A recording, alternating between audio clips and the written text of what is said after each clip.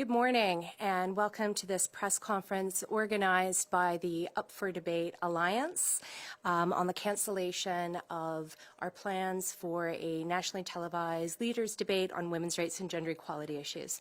I want to acknowledge that we are meeting here today on unceded Algonquin territory. We will be speaking in English and we're happy to respond to questions that are posed either in English or in French. It is with great regret that the Up for Debate campaign is cancelling our plans to hold a nationally televised leaders debate on women's rights and gender equality issues in the lead up to this year's federal election. In March, Up for Debate went to all federal party leaders, and we invited them to participate in a debate on these issues. Months later, and with only days left in the federal election campaign, we were only able to secure a commitment from the NDP and the Green Party that they indeed were prepared to put these issues up for debate in a standalone debate on these issues.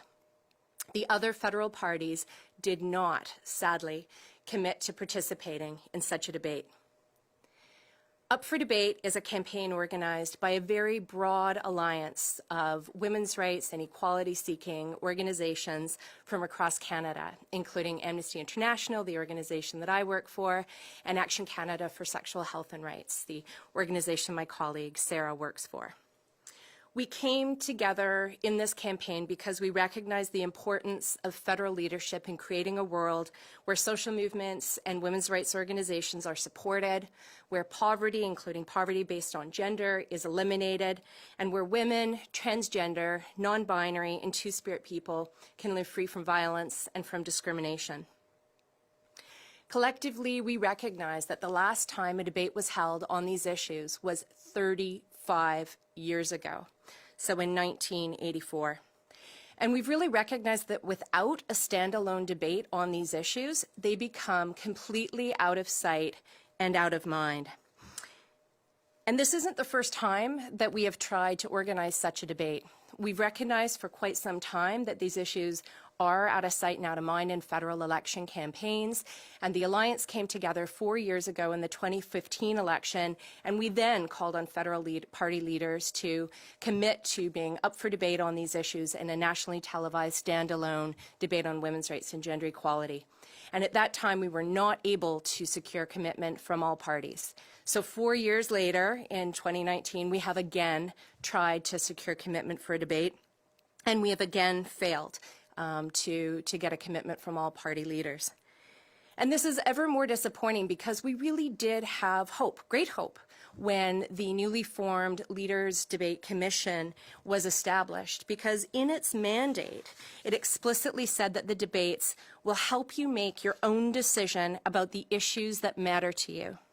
It's also an opportunity to learn about issues that matter to other Canadians and be exposed to views that are different from your own and those around you. It's a window into the world of others, unquote. And so sadly, none of the televised debate were a significant window into how policies and programs promote equality and what steps need to be urgently taken to narrow the gender gap on everything from levels of sexual violence to levels of income. Moderators only asked one question on gender in the official French debate, and regardless of what questions were asked, we found that parties' leaders' responses were generally not gender sensitive. So what we did find that the existing debates were full of marvelous opportunities to raise these issues, but unfortunately they became missed opportunities to concretely address how each party was going to address women's rights and gender equality issues. Thanks, Jackie. As Jackie mentioned, my name is Sarah Kennellan with Action Canada for Sexual Health and Rights, one of the Up for Debate Alliance members that has been part of this initiative since 2015. As Jackie mentioned, we're deeply disappointed and in fact angered that gender equality issues were seldomly raised throughout the campaign period. And when they were raised, they were given little meaningful attention. Take, for example, the issue of abortion.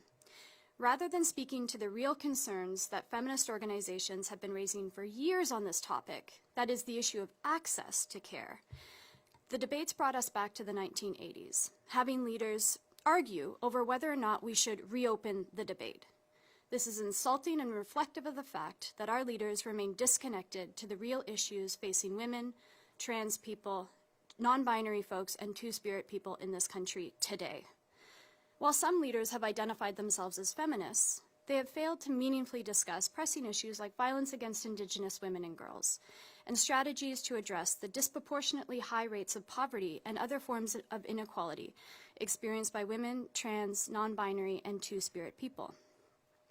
In 2019, 35 years after the one and only debate on gender equality in this country, we're still tackling the same issues.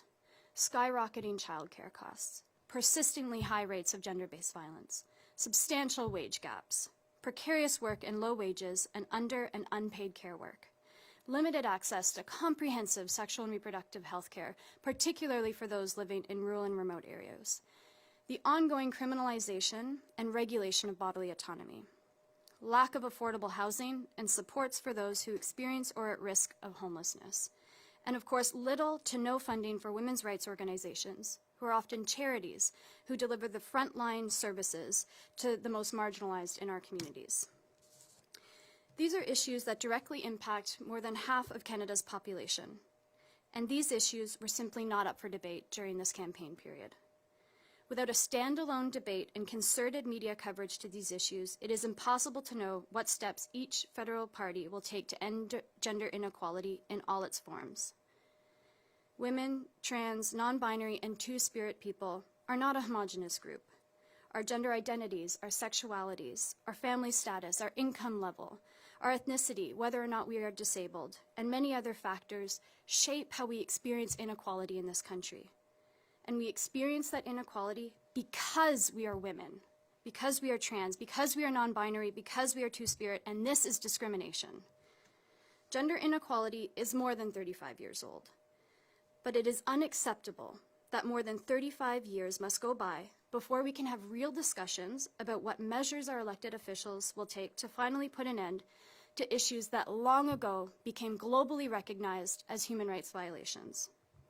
Now it will be nearly 40 years before our leaders wake up to the injustices facing more than 19 million people in Canada. Thank you.